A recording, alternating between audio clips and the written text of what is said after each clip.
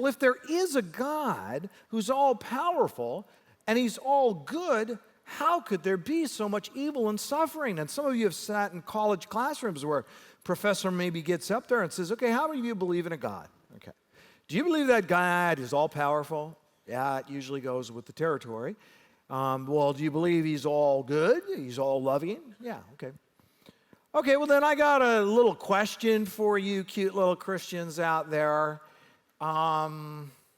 So if you had control over it, would you allow children to be abused and raped and murdered? Whoa. Well, no, I wouldn't. Neither would any of us, right? And so the professor goes, well, if you wouldn't do it, then you must be better than your God, because apparently he does. If you haven't dealt with the problem of evil and suffering in a very serious way, then you are not equipped to be an ambassador for Jesus Christ in this world. And I would call upon you to go to the book that above all other books, the Christian worldview addresses the problem of evil and suffering better than and unlike any other worldview. Don't let somebody trick you into thinking that the Christian faith is the only one that has to deal with the problem of evil and suffering. Every worldview must account for evil and suffering. If you're a naturalist, you believe there is no God, well then you've got to say, well, why all this evil and suffering in the world? Well, I guess it's just survival of the fittest. Okay, well now you've got another problem. You've got the problem of good. Why would two physicians from wealthy countries go through all that training and then go to India and spend their lives working among and ministering to lepers, the poorest and among the most diseased people in the world? Is there something in the survival of the fittest in naturalism that would explain that?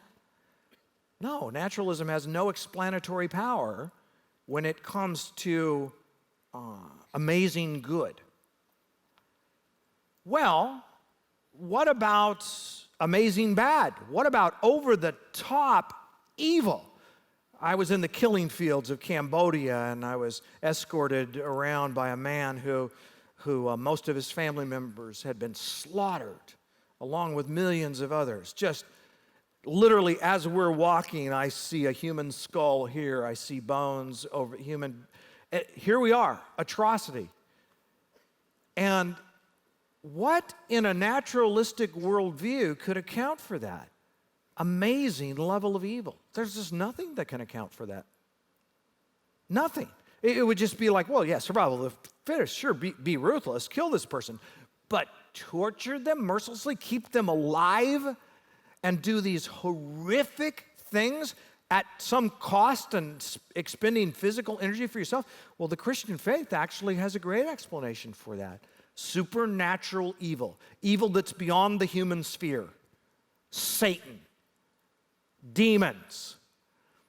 The explanatory power of the Christian worldview, the biblical worldview, is unlike any other.